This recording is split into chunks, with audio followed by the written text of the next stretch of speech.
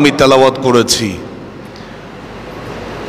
আমরা যদি আমাদের দেশের অবস্থা যদি বুঝতে চাই, বিভিন্ন পত্রিকা নিউজে আমরা দেখি, জানি, এমন কোনো দিন নাই বাংলাদেশের মধ্যে যেই দিনে সংসার বিচ্ছিন্ন হচ্ছে না। ইতিপূর্বে আমরা এমন নিউজ পেয়েছি, দেখেছি, একটা সংসারে স্বামী স্ত্রী যুগের পর যুগ সংসার করার পরেও 20 বছর 30 বছর কাটিয়ে দেওয়ার পরেও হঠাৎ করে সেই সংসারের মধ্যে আমরা ভাঙন দেখতে পাচ্ছি। এই ধরনের সমস্যা আমাদের সমাজে, আমাদের দেশে প্রতিনিয়ত অহরহর চলছে। কথা বলেন ঠিক কিনা? ইনশাআল্লাহ আমরা কোরআন ও সুন্নাহর আলোকে আমাদের ব্যক্তিগত জীবনে, বিশেষ করে আমাদের সোশ্যাল মিডিয়ার মাধ্যমে অনেকে দেখছেন, মাইকের আওয়াজে মা বোনেরাও শুনছেন, সকলকে আমি অনুরোধ করব, কোরআন ও সুন্নাহর আলোচনা আমাদের সকলকে আল্লাহ পাক দিলের দরজা খোলা রেখে শোনার তৌফিক দান করুক। এই আলোচনাগুলা শুনে আমরা যেন কোরআন সুন্নাহর এই বাণীগুলা আমরা আমাদের সাংসারিক জীবনে, ব্যক্তিগত জীবনে বাস্তবায়ন করতে পারি। আল্লাহ সেই তৌফিক দান করুন। আর একটু জোরে বলুন। আল্লাহ বলছেন ওয়াশিরুহুন্না বিল মারুফ। আবার আল্লাহ বলেন তোমরা তোমাদের স্ত্রীদের সাথে সুন্দর আচরণ করো। শাব্দিক অনুবাদটা খেয়াল করবেন। তোমরা তোমাদের বিবিদের সাথে ভালো ব্যবহার করো, কর্কট ভাষায় নয়, সুন্দর ভাষায় কথা বলো, আচরণ করো। ফাইন কারিহতুমুহুন্না, যদি তোমরা তাদেরকে অপছন্দ করো। স্বাভাবিকভাবে আমাদের ভিতরে এমনটা হয়ে যায়, হয়তো আমরা যেভাবে চেয়েছি আমাদের জীবনসঙ্গী এমনই হবে, সেই আশানুরূপ আমরা অনেকেই পাই না। আল্লাহ বলেন তোমার বিবিকে তোমার পছন্দ না, অপছন্দ। আবার আল্লাহ বলেন ফাআসা, এমনও হতে পারে আন তাকরাহু শাইআন ওয়া ইয়াজআলাল্লাহু ফীহি, আল্লাহ বলেন সেই অপছন্দের ভিতরে খয়রান কাসীরা, আল্লাহ তাআলা অধিক নিয়ামত দিয়েছেন, অধিক বরকত রেখেছেন। জোরে বলি সুবহানাল্লাহ। আর একটু জোরে বলুন। এই আয়াতের মূল মর্মার্থ হচ্ছে, যদিও বা আপনার স্ত্রী আপনার পছন্দ না, আপনার ভালো লাগে না, আমার আল্লাহ বলেন সেই ভালো না লাগার ভিতরেও আমি নিয়ামত দিছি, সেই অপছন্দের ভিতরে আমি বরকত দান করছি। আল্লাহর কোরআনের এই বাণীগুলা যদি আমরা পুঙ্খানুপুঙ্খানুভাবে গবেষণা করতে পারি, নিজের জীবনে বাস্তবায়ন করতে পারি, আশা করছি আমাদের দেশের মধ্যে সংসারের যেই ভাঙন হচ্ছে এটা দিন দিন কমের দিকে চলে আসবে। কথা বলেন ঠিক কিনা? এই আয়াতটা আমরা আরো বড় চমৎকারভাবে বুঝবো। হযরতে ইমাম মালিক রহমতুল্লাহি আলাইহি, তিনি মালিকি মাযহাবের ইমাম। তিনার পিতা হচ্ছেন হযরতে আমের বিন আনাস রহমতুল্লাহি আলাইহি। জোরে বলি সুবহানাল্লাহ। আমের বিন আনাস একজন বড় আল্লাহর ওলি, বড় বুজুর্গ। তিনার বাবা বলছেন, বাবা তোমার শাদীর ব্যবস্থা করব। হযরতে আমের বিন আনাস বলেন, আব্বাজান আপনি যেটা বলেন আমি সেটা শুনব। বাবা তোমার জন্য একটা আমি পাত্রী ঠিক করলাম, যেটা দেখতে তেমন সুন্দর না, কালো বর্ণের, হাবশি। হযরতে আমের বিন আনাস বাবার বাধ্য সন্তান, ঠিক আছে বাবা আপনার যেটা ভালো লাগে। যদিও বা দেখতে কালো, ওই মহিলাটার অন্তরটা বড় ভালো।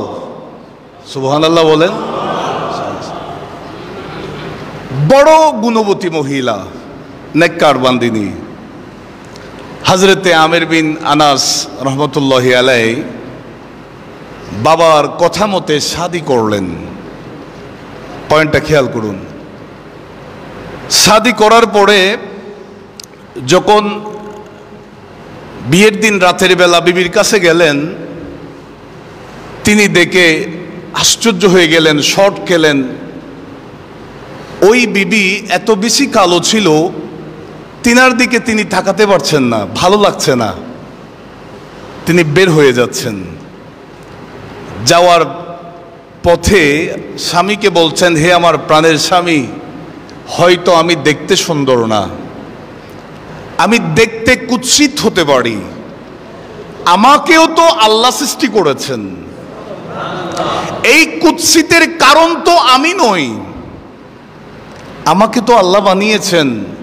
তবে আপনার কদমে আমার একটা আরজ থাকবে, এই কালোর মধ্যেও আল্লাহ চাইলে বরকত রাখতে পারেন। বলেন না আল্লাহু আকবার। স্ত্রীর সেই কথাটা তিনার দিলের মধ্যে আসর করেছে। সেই রাত্রটা তিনি তার বিবির সাথে তিনি ছিলেন। সকালবেলা তিনার বিবিকে দেখে আর ভালো লাগছে না, তিনি ঘর থেকে বের হয়ে গেলেন। হযরতে আমির বিন আনাস রহমতুল্লাহি আলাইহি চলে গেলেন, আর ফিরে আসেন নাই। এভাবে বছর পার হতে হতে প্রায় 25টা বছর পার হয়ে গেছে। একটু জোরে বলি না সুবহানাল্লাহ, বলেন না আল্লাহু আকবার। হযরতে আমির বিন আনাস রহমতুল্লাহি আলাইহি জিনার বাড়ি মদিনাতুল মুনাওয়ারায়, বাবার কথা মতো শাদী করেছেন। বিবি সুন্দর না হওয়ার কারণে, দেখতে ভালো না লাগার কারণে, অপছন্দ হওয়ার কারণে তিনি ঘর ছেড়ে বের হয়ে গেলেন। আমার বাবারা ভাইয়েরা, 25টা বছর বাইরে কাটিয়ে দিয়েছেন। হঠাৎ 25 বছর পরে যেই এলাকায় তিনার বাড়ি, সেই এলাকার মধ্যে তিনি প্রবেশ করলেন। সেই এলাকার বিশাল জামে মসজিদ যেটা ছিল, সেই মসজিদের মধ্যে ঢুকলেন। তিনি নামাজ আদায় করলেন। দেখতে পাইলেন আসর নামাজের পরে একজন 25 বছরের টকবকে যুবক মসজিদের বারান্দার মধ্যে হাজার হাজার মানুষদেরকে সামনে নিয়ে কোরআন হাদিসের বয়ান করছেন। জোরে বলে। যেই যুবকের দিকে তাকালেই তাকাতে ইচ্ছা করে, যার চেহারার এত বেশি সৌন্দর্য, চেহারায় নূর চমকায়, হযরতে আমির বিন আনাস রহমাতুল্লাহ আলাইহি অপলক দৃষ্টিতে তাকিয়ে আছেন যুবকটার দিকে। যুবকটার দিকে চেয়ে আছেন, আল্লাহর দরবারে হাত তুলে দিয়েছেন, আল্লাহ, আমি আমার জীবনে 25টা বছর নষ্ট করে ফেলেছি, আমি আমার জীবনে 25টা বছর আমি ধ্বংস করে দিয়েছি। আজকে যদি আমি আমার বিবির সাথে এই 25টা বছর থাকতাম, হয়তো 25 বছরের এই ধরনের টকবগে যুবকের মতো আমার নিজেরও একটা সন্তান পৃথিবীতে থাকতো। জোরে বলেন, আরো জোরে বলেন। হযরতে আমির বিন আনাস রহমাতুল্লাহি আলাইহি অনেকক্ষণ ধরে ওই টকবগে যুবকের দিকে চেয়ে আছেন, তিনি যে কোরআন ও সুন্নাহর বয়ান করছেন। আমার বাবারা ভাইয়ারা, হযরতে আমির বিন আনাস রহমাতুল্লাহি আলাইহি একজন মুসল্লিকে জিজ্ঞাসা করলেন, ও আল্লাহর বান্দা, এখানে সবার মাঝে যিনি ব্যাখ্যা দিচ্ছেন, তাফসীর করছেন, এই যুবকটার পরিচয়টা কি? ওই মুসল্লিটা বলে, ওনার নাম হচ্ছে হযরতে ইমাম মালিক রহমতুল্লাহি আলাইহি, যিনি মালিকি মাযহাবের ইমাম। উনি এত বেশি অসাধারণ একজন ব্যক্তিত্ব। ওনার বাড়ি কোথায়? ওই মুসল্লিটা বলেছেন ওই মসজিদের ওই কিনারায়, ওই জায়গার মধ্যে ইমাম মালিকের বাড়ি। আমার বাবারা ভাইয়ারা, তিনার পরিচয়টা আরো ভালো করে জানতে চাইলেন। তখন ওই মুসল্লিটা বলে, এই ইমাম মালিকের বাবা, তিনাকে তিনি কখনো দেখেন নাই, নিজের বাবাকে কোনোদিন দেখেন নাই। তবে আমরা শুনেছি যেই দিন শাদি করেছেন তার পরের দিন তিনার বাবা ঘর থেকে বের হয়ে গেছেন। 25টা বছর পার হয়ে গেছে, এখনো তিনি তিনার বাবাকে পান নাই। জোরে বলে, আরো জোরে বলেন। তখন আমের বিন আনাস আল্লাহর দরবারে সিজদায় পড়ে গেছেন। আল্লাহ, আমি তোমার কাছে দোয়া করেছি, এই 25 বছরের টকবকে যুবক আমার যদি হতো। আল্লাহ, তো তুমি নিয়ামত তো দিয়ে দিয়েছো। বলেন না আল্লাহু আকবার।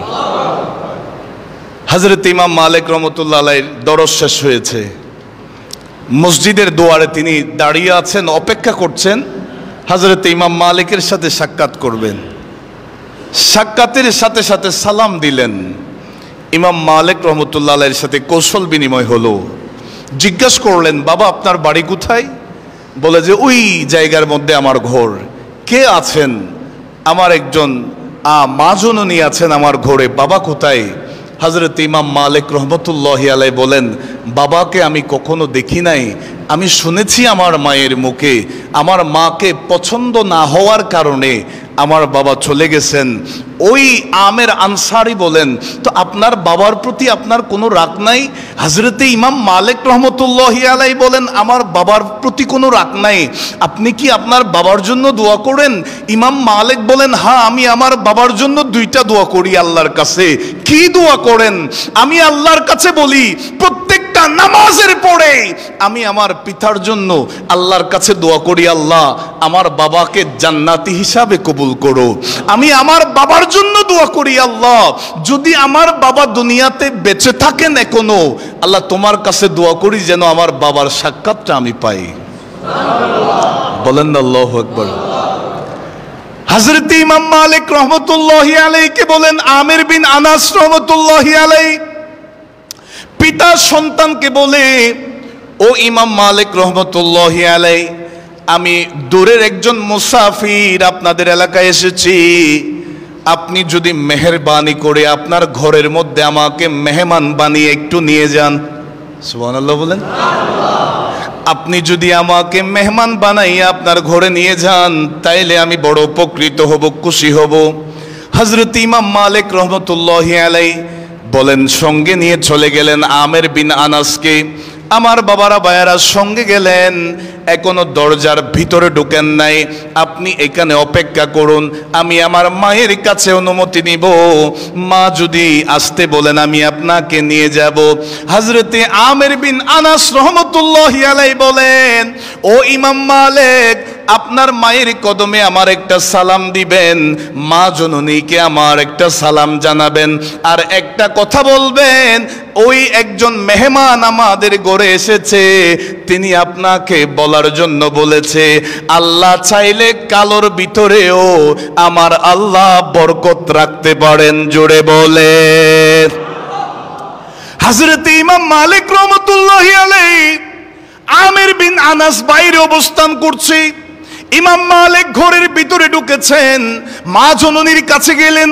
মা, মসজিদের মধ্যে আমি দরজ দিচ্ছি, হঠাৎ একজন ব্যক্তির সাথে আমার সাক্ষাৎ হয়েছে। মা, ওই ব্যক্তিটা আমাদের ঘরের মেহমান হয়ে এসেছে। মা রে, তিনি বাইরে অবস্থান করছে, আপনার জন্য একটা সালাম পৌঁছাইলেন, আর আপনাকে একটা কথা বলার জন্য বলেছে, আল্লাহ তো চাইলে কালোর ভিতরেও বরকত রাখতে পারেন, এই কথাটা তিনি আপনাকে বলতে বলেছেন। এই কথা শোনা মাত্র হযরত ইমাম মালিক রহমতুল্লাহি আলাইহির আম্মা জান বলেন, ও আমার সন্তান, এই কথা আমি আল্লাহর আসমানের নিচে জমিনের উপরে শুধুমাত্র তোমার পিতা ছাড়া, তোমার বাবা ছাড়া আমি দ্বিতীয় কোনো মানুষকে বলি নাই। সুতরাং যিনি বাইরে অবস্থান করছে মেহমান হয়ে, তিনি সাধারণ কোনো মানুষ নয়। তুমি ইমাম মালিককে যিনি জন্ম দিয়েছেন, তোমার আব্বাজান ঘরের বাইরে দাঁড়িয়ে আছে, তুমি তোমার বাবাকে তাজিম সহকারে তোমার ঘরের মধ্যে নিয়ে আসো। হযরতে ইমাম মালিক রহমতুল্লাহি আলাইহি নিজের আব্বাজানকে ঘরের ভিতরে নিয়ে এসেছেন। আমের বিন আনাস রহমতুল্লাহি আলাইহি নিজের বিবিকে বলে, ও আমার বিবি, আমার আল্লাহ তো কোরআনুল কারীমের মধ্যে বলে দিয়েছেন, যদিও বা বাহ্যিক দৃষ্টিতে আমাদের অপছন্দ, যদিও বা আমাদের ভালো না লাগে, আল্লাহ বলেন তোমাদের ভালো না লাগার ভিতরেও আমি আল্লাহ বরকত রেখে দিয়েছি। জোরে বলে, আরো জোরে বলেন। সুতরাং এখান থেকে আমাদের শিক্ষা, আমাদের আপন আপন পরিবারকে কখনো অবজ্ঞা করা যাবে, অবহেলা করা যাবে। ওই কনসেপ্ট সেট করতে হবে। কোরআনে আল্লাহ বলে দিয়েছেন, হয়তো দেখতে ভালো না, তবে এর ভিতরে বরকত আছে। আল্লাহ আমাদেরকে বোঝার তৌফিক দান করুন। আরেকটু জোরে বলেন। এখন আসুন, প্রতিনিয়ত আমাদের সংসারের ঝামেলা প্রতিনিয়ত হতে থাকে, স্বামী স্ত্রীর মধ্যে ঝগড়া হতে থাকে। কথা বলেন ঠিক কিনা? আচ্ছা, পৃথিবীতে এমন কোনো পুরুষ, এমন কোনো স্বামী দেখানো যাবে যে বলবে যে আমার জীবনে আমার বউয়ের সাথে কোনোদিন ঝগড়া হয় নাই? দেখানো যাবে? ওলি আল্লাহদের ঘরের মধ্যেও আল্লাহ তাআলা বিবিদের মাধ্যমে পরীক্ষা নিয়েছেন। আলোচনায় আসবে, মনোযোগ। মুসলিম শরীফের 1468 নম্বর হাদিস, আবার এটা সহিহ বুখারীতে এসেছে 3331 নম্বর হাদিস। আন আবি হুরায়রা রাদিয়াল্লাহু তাআলা قال قال رسول الله صلى الله عليه وسلم, আল্লাহ নবী ইরশাদ করেন, ইস্তাউসু বিন নিসাই, নবীজি বলেন তোমরা তোমাদের বিবিদেরকে নসিহত করো, উপদেশ প্রদান করো। ফাইন্নাল মারআতা খুলিকাত মিন দিলাইন, কেননা পুরুষের যেই বাম পাজরের হাড় দিয়ে নারীদেরকে আল্লাহ সৃষ্টি করেছেন সেই হাড়টা বাঁকা। সুবহানাল্লাহ বলেন না? এটা আমার নবীর কথা। যেই হাড্ডি দিয়ে আল্লাহ পুরুষ থেকে নারী সৃষ্টি করলেন সেই হাড্ডিটা বাঁকা। আমার নবী বলেন, ফাইন্না আওয়াজা শাইইন ফিদ দিলাই আ'লাহু, হাড্ডিটা তো বাঁকা। ফাইন যাহাবতা তুকিমুহু কাসরতাহু, যদি তোমরা সেই হাড্ডিটা সোজা করতে চাও, আমার নবী বলেন বাম পাজরের হাড্ডি দিয়ে আল্লাহ পুরুষ থেকে নারী বানিয়েছেন, সেই হাড্ডিটা বাঁকা, যদি সোজা করার চেষ্টা করো ভেঙে যাবে। সোজা করতে চাইলে, আমার কথা আপনারা বুঝতে পারছেন? এরপর আমার নবী কি বলেন, ওয়া ইন তারাকতাহু লাম ইয়াজাল আওয়াজা, সেটা যদি আবার সোজা না করে বাঁকা রেখে দাও তাহলে বাঁকাই থেকে যাবে। সোজাও করা যাবে না, বাঁকাও রাখা। তো কি করতে হবে? ফাস্তাউসু বিন নিসা, তোমরা তোমাদের বিবিদেরকে সব সময় ওয়াজ করতে থাকো, বুঝাতে থাকো, উপদেশ দিতে থাকো। স্ত্রী নামাজ পড়ছে না, পিটাতে পারবেন না, এই নামাজ পড়ো। আমার নবী বলেন বুঝাতে থাকো, বুঝাতে থাকো। তুমি নিজে নামাজ পড়ো, স্ত্রীকে বুঝাও, স্ত্রী নামাজ পড়তে থাকবে। এটার নাম ইসলাম। কথা বলেন ঠিক না? আর আমরা তো তরকারিতে লবণ কম হইলে ফিটাফিটি শুরু করে দিই। বাইরে বিড়াল হয়ে থাকি, ঘরের মধ্যে পুরুষ বনে যায়। এই ধরনের অনেক আছে না নাই? মনোযোগ। এখন তো ওয়াজ যারা শুনতেছে মা বোনরা খুশি হয়ে গেছে, বলে যে হুজুর আমাদের স্বামীদেরকে তো ভালো করে বোঝাচ্ছে। আর আমার নবী মেরাজে গিয়েছেন, নবীজি মেরাজ থেকে এসে বলছে, বড় আফসোস করে বলছেন, আমি জাহান্নামের মধ্যে অধিকাংশ নারী দেখেছি এই অপরাধের কারণে, ইয়াকফুরুনাল আশির, স্বামীর নিয়ামতের শুকরিয়া আদায় করে না, কৃতজ্ঞতা প্রকাশ করে না, অস্বীকার করে। নাউজুবিল্লাহ, জোরে বলুন। ওয়ায়াকফুরনাল ইহসান লাউ আহসানতা ইলা ইহদাহুন্না দাহরা সুম্মা রাআত মিনকা শাইআন ক্বালাত মা রাআইতু খায়রান কত্তু। আল্লাহর নবী বলেন, আমি জাহান্নামে অধিকাংশ মহিলাদেরকে দেখেছি যারা জাহান্নামের শাস্তি ভোগ করছে, কারণ তারা স্বামীদের কৃতজ্ঞতা স্বীকার। তুমি তাকে প্রতি বছর কত এহসান করেছো তার উপরে, হঠাৎ যদি একটু বেশ কম হয়, স্বাভাবিক একটা উদাহরণ দিই, স্বামী প্রতি বছরেই স্ত্রীর জন্য ভালো মার্কেটিং করে দেয়, শপিং করে দেয়, হঠাৎ কোনো কারণে আর্থিক প্রবলেমের কারণে, ঠিক আছে তোমাকে তো প্রতি বছর দিছি, এই বছর দিলাম না। আবার সব মেয়েদেরকে দোষারোপ করছি না, আমি বেশ কিছু মেয়েদের কথা বলছি, এটা আমার নবীর কথা। তখন মেয়েদের মধ্যে এমন একটা বিষয় চলে আসে যে আজকে বিয়ে হয়েছে 12 বছর হয়ে গেছে, তুমি আমারে কোনোদিন একটা কাপড় দিতে পারছো? এই ধরনের হয় না? অর্থাৎ আপনি তো সারা বছর করছেন, হঠাৎ একটু বেশ কম হয়ে গেছে, অতীতে যা করছেন সব বলে গেছে। কথা বলেন ঠিক কিনা? আপনারা যারা সংসার করছেন একটু সহযোগিতা করবেন, রিপিট করবেন, এটা সমাজের বাস্তবতা। কথা বলেন ঠিক কিনা? আমার নবী বলেন, আমি মেয়েদেরকে, বেশি সংখ্যক মেয়ে দেখেছি আগুনে শাস্তি পাচ্ছে, জ্বলছে জাহান্নামে, স্বামীর উপকার স্বীকার করে না। বড় আফসোস। আল্লাহ আমাদের মা বোনদেরকে বোঝার তৌফিক দান করুন। আর একটু জোরে বলুন। আল্লাহর একজন ওলি হযরত ইমাম আকসাম রহমতুল্লাহি আলাইহি, বড় মাপের আল্লাহর ওলি। দেখতে আল্লাহর যেভাবে ভালো লেগেছে আল্লাহ সেভাবে বানিয়েছেন। হাবশি কিতাবের মধ্যে এসেছে, হযরত ইমাম আকসাম রহমতুল্লাহ আলাইহির ঠোঁটগুলা বাড়ি মোটা মোটা, দুনিয়াবি দৃষ্টিতে দেখতে তেমন ভালো লাগছে না। ওলি আল্লাহদের বিষয়ে কথা বলা আমাদের সতর্কতা অবলম্বন করার দরকার আছে কিনা? মনোযোগ। আমরা সাহাবায়ে কেরামের জীবনী আলোচনা করব, তাদের সাংসারিক বিষয় নিয়ে আলোচনা করব, আদবের সাথে সেখান থেকে আমাদের শিক্ষাটা নিব, বেআদবি নয়। কথা বলেন ঠিক কিনা? তবে ওনার বিবি ছিলেন বড় চমৎকার একজন গুণবতী রমণী, দেখতে খুবই সুন্দর। হযরত ইমাম আকসাম রহমতুল্লাহ আলাইহি বিবিকে বলছেন, হে আমার বিবি, আমিও জান্নাতি, তুমিও জান্নাতি। বলেন না আল্লাহু আকবার।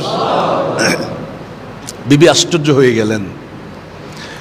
হযরত ইমাম আকসাম রহমতুল্লাহি আলাইহি যখন এই কথাটা বলেছেন, হে আমার বিবি, তুমিও জান্নাতি, আমিও জান্নাতি, ইমাম আকসাম রহমতুল্লাহি আলাইহির বিবি জানতে চাইলেন, জিজ্ঞাসা করলেন, ওগো আমার প্রাণের স্বামী, আমরা তো আল্লাহকে রাজি করার নিয়তে সব সময় ইবাদত বন্দেগীর মধ্যে থাকি, তবে পৃথিবীতে কোনো মানুষ তো নিজেকে জান্নাতি বলে বলতে পারবে না। ওগো আমার প্রাণের স্বামী, কোন কারণে, কি কারণে আপনি নিজেকে জান্নাতি বলছেন? আমাকেও জান্নাতি বানাই দিলেন। আপনার কাছে আমি বিষয়টা জানতে চাই।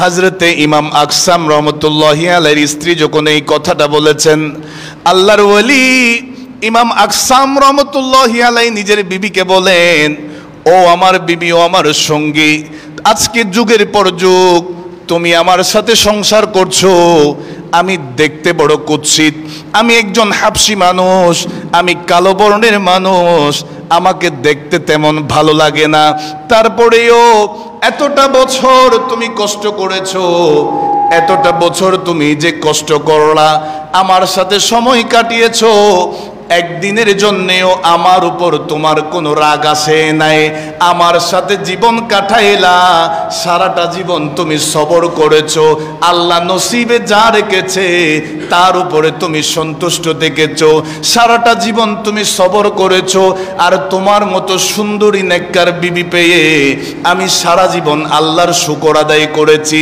আমি সারাটা জীবন শুকর করেছি, তুমি সারা জীবন সবর করেছো। সবর এবং শুকর দুইটাই তো আল্লাহর ইবাদত, এই ইবাদতের কারণে আমি বলে দিলাম তুমিও জান্নাতি আর আমিও আল্লাহর জান্নাতে যাব। জোরে বলে, আরো জোরে বলেন। হযরতে ইমাম আকসাম রহমতুল্লাহি আলাইহি বলেন, তোমাকে কোনোদিন আফসোস করতে দেখলাম না, আমার মতো একটা কালো বর্ণের স্বামী তোমার স্বামী হয়ে তুমি কোনোদিন আফসোস করো নাই, সবর করেছো। আল্লাহ যে বলেছে কালোর ভিতরেও বরকত থাকতে পারে, আসে, তুমি সেটাই নিয়েছো, আমার তকদিরে যা ছিল আমি তা পেয়েছি, অসন্তুষ্ট হও নাই, কখনো আফসোস করো নাই, সেজন্যই বলে দিলাম তুমিও জান্নাতি আমিও জান্নাতি। জোরে বলি সুবহানাল্লাহ। আর একটু জোরে বলেন। হযরতে আবুল হাসান খারকানি রহমতুল্লাহি আলাইহি আল্লাহর একজন বড় ওলি, বড় বুজুর্গ আলেম ছিলেন। তিনি জঙ্গলের মধ্যে কোনো একটা কাজে ব্যস্ত আছেন, ঘরের মধ্যে নাই। আল্লামা আবুল হাসান খারকানির কাছে এসেছেন ইমাম ফখরুদ্দিন রাজি রহমতুল্লাহি আলাইহি। একটু জোরে বলেন না সুবহানাল্লাহ। ইমাম ফখরুদ্দিন রাজি রহমতুল্লাহ আলাইহি কত বড় মাপের আলেম, যিনি তাফসিরে মাফাতিহুল গায়ব তথা তাফসিরে কবির সহ অসংখ্য কোরআন হাদিসের ব্যাখ্যা গ্রন্থ তিনি লিখেছেন। ইমাম ফখরুদ্দিন রাজি কোনো একটা মাসালায় আটকে গেলেন, সমাধানের জন্য এসেছেন আবুল হাসান খারকানির ঘরে। সুবহানাল্লাহ বলেন। ঘরের দরজা নক করলেন, দরজা নক করে সালাম দিলেন, হুজুর আপনি কি ঘরে আছেন? ভিতর থেকে বলতেছে, কে আপনি? মহিলার আওয়াজে। ইমাম ফখরুদ্দিন রাজি বলেন, আমি তো ইমাম রাজি। আপনি কাকে চান? আমি হুজুর ইমাম আবুল হাসান খারকানি রহমতুল্লাহ আলাইহির কদমে এসেছি, তিনি তো একটা পাগল মানুষ। নাউজুবিল্লাহ বলতেছে। স্বামী স্ত্রী স্বামীকে বলতেছে তিনি তো একজন পাগল মানুষ, ইনারে কেন খুঁজতেছেন আপনি? উনার কাছে যাইলে তো আপনি পাগল হয়ে যাবেন গা। নাউজুবিল্লাহ জোরে বলেন, আরো জোরে বলেন। ইমাম রাজি তো আশ্চর্য হয়ে গেছেন। ইমাম আবুল হাসান খারকানি এত জগৎ বিখ্যাত একজন আলেম, এত জগৎ বিখ্যাত একজন বুজুর্গ, আমি সমস্যায় পড়েছি, তিনার কাছে আসলাম সমাধানের জন্য, আর তিনার ঘরের বিবি বলতেছে স্বামীকে পাগল। নাউজুবিল্লাহ আরো জোরে বলেন না। হযরতে আবুল হাসান খারকানি রহমতুল্লাহ আলাইহি জঙ্গল থেকে কাশফের মাধ্যমে সমস্ত ঘটনা দেখতেছেন। বলেন না আল্লাহু আকবার। ওলি আল্লাহরা কাশফের মাধ্যমে সবকিছু দেখেন কি দেখেন না? তিনাদেরকে এর অর্ডার দিচ্ছেন কে? আরো জোরে বলেন। জঙ্গলের মধ্যে একটা বাঘকে ডাক দিলেন। এই বাঘ, সাথে সাথে একটা বাঘ ওনার কদমের মধ্যে ঝুঁকে পড়েছেন। বাঘের উপরে তিনি বসলেন। এটা কল্পনা করে দেখেন, এটা আমার আর আপনার দ্বারা সম্ভব না, ওলি আল্লাহদের মাধ্যমে সম্ভব। কথা বলেন ঠিক কিনা? অনেকেই বেদাত শিরকের ফতোয়া লাগাতে চাইবে, আমি বলবো এটা আমার পক্ষেও সম্ভব না, যারা ফতোয়া দেয় তাদের পক্ষেও সম্ভব না। বুজুর্গ তো তাদের মধ্যেও আছে, আছে না নাই? তো তিনাদের বুজুর্গদেরকে বলেন বাঘের উপরে বসতে, দেখবো আমরা কত বড় মাপের বুজুর্গ হয়ে গেছে।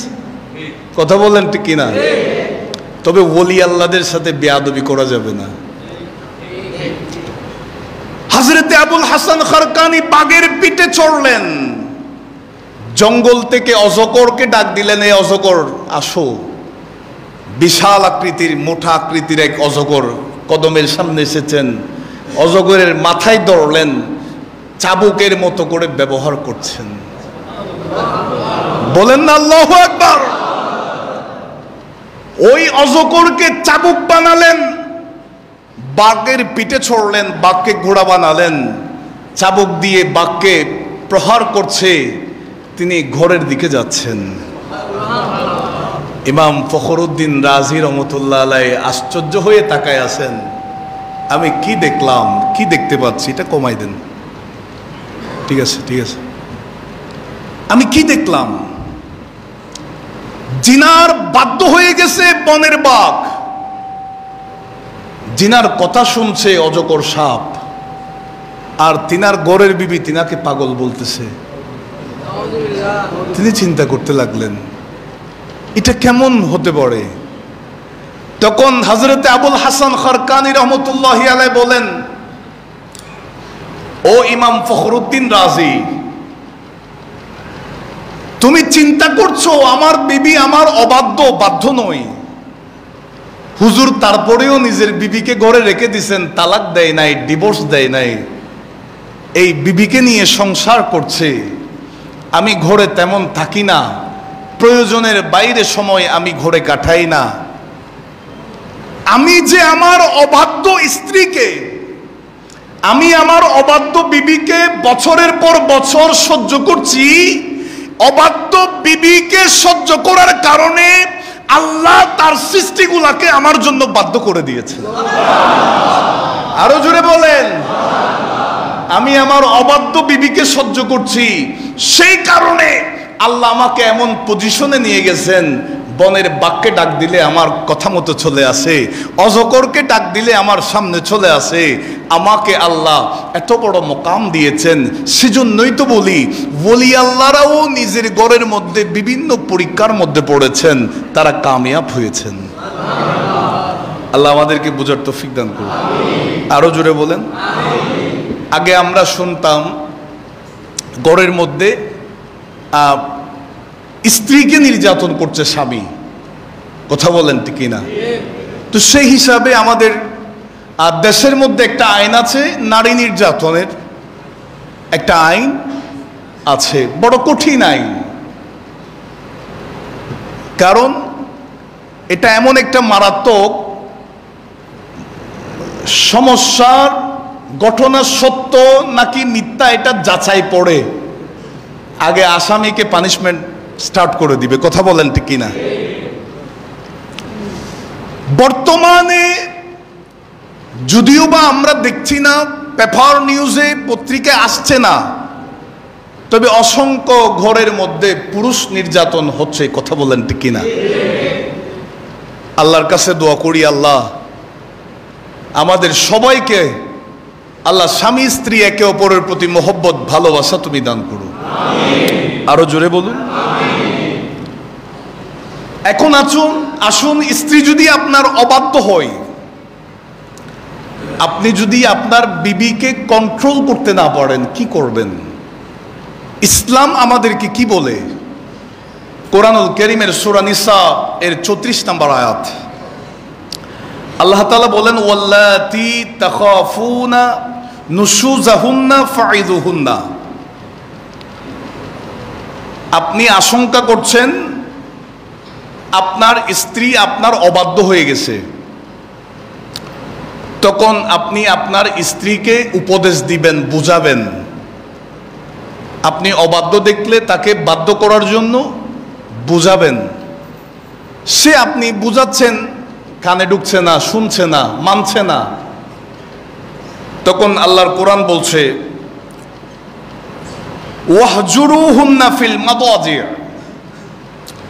শয়ন কক্ষ আলাদা করে দাও, পৃথক করে দাও, বিছানা আলাদা করে দাও। প্রথম পানিশমেন্ট হচ্ছে বুঝানো। বিবি যদি স্বামীর অবাধ্য হয়, প্রথম পানিশমেন্ট বুঝানো। যদি বুঝানোর পরেও না বুঝে, বিছানা আলেগ করে দাও, এটা ইসলাম বলছে। এটা দ্বিতীয় পানিশমেন্ট। একদিন, 2 দিন, 3 দিন, এভাবে 1 সপ্তাহ গেল, দেখছেন স্ত্রী তারপরেও সোজা হয় না, বাঁকা বাঁকায় আসে, এরপর আল্লাহর কোরআন বলছে ওয়াদরিবুহুন্না, প্রহার করো। এখন অনেক মুসল্লি ভাইয়েরা মনে মনে বলবে যে দারুল হুদা দরবার থেকে ফতোয়া পাই গেছি, আজকে থেকে বউ ফিটানো শুরু করে দিব। এটা ওয়াদরিবুহুন্না বলেছেন আল্লাহ, প্রহার করতে, মারার জন্য বলেছেন। কোন স্টাইলে মারবেন, কিভাবে প্রহার করবেন, এটা বুঝতে হবে না? এই ওয়াদরিবুহুন্না শব্দ দিয়ে মুফাসসিরিন ইকরাম বেশ কিছু তাফসীর করেছেন। কোন একটা তাফসীরের আয়াতে পেলাম ওয়াদরিবুহুন্না মানে লাঠি দিয়ে মারতে বলেন নাই, হাত দিয়ে মারতে বলেন নাই, বালিশ দিয়ে মারতে বলছে। একটু জোরে বলি না সুবহানাল্লাহ। দেখেন ইসলাম নারীদেরকে কত ইজ্জত দিয়েছেন, কত সম্মান দিয়েছেন, বালিশ দিয়ে মারতে বলছে। আবার আমার নবী হাদিসে পাকের মধ্যে বলেছেন, যেটা মিশকাত শরীফের মধ্যে এসেছে, আল্লাহর নবী বলেন লা তাদরিব যাইনাতাকা দরবাকা আমাতাকা। আমার নবী বলেন তোমরা দাস দাসীদেরকে যেভাবে পিটাও সেভাবে তোমাদের বিবিদেরকে পিটাবা না। সুবহানাল্লাহ বলেন। তাইলে এখানে মারতে বলেছে, কড়াভাবে কোনো মাইর দেওয়া যাবে না। 3 নাম্বার পানিশমেন্ট চলে গেছে। 4র্থ নাম্বার খেয়াল করেন, ওয়া ইন খিফতুম শিকাকা বাইনিহিমা, স্বামী এবং স্ত্রীর মধ্যে যদি সম্পর্ক বিচ্ছিন্নের আশঙ্কা করা যায়, বিরোধ দেখা যায়, ঝগড়া দেখা যায়, আমার আল্লাহ বলেন ফাবআসু, তারা যেন নিয়োগ দেয় হাকামান মিন আহলিহি, স্বামীর পক্ষ থেকে একজন সালিশ অর্থাৎ বিচারক, ওয়া হাকামান মিন আহলিহা, তার স্ত্রীর পক্ষ থেকে একজন সালিশ, স্বামীর পক্ষ থেকে একজন সালিশ, স্ত্রীর পক্ষ থেকে একজন সালিশ।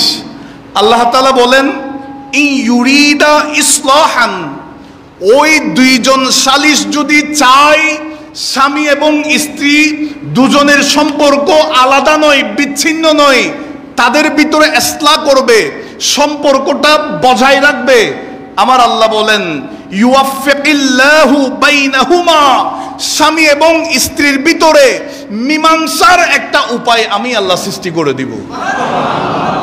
তাদের ভিতরে একে অপরের প্রতি ভালোবাসা আমি আল্লাহ দিয়ে দিব। আল্লাহ তাআলা বলেন ইন্নাল্লাহা কানা আলিমান খাবীরা, নিশ্চয় আল্লাহ তাআলা সব কিছু জানেন, আল্লাহ তাআলা সব কিছুর খবর রাখেন। জোরে বলি সুবহানাল্লাহ।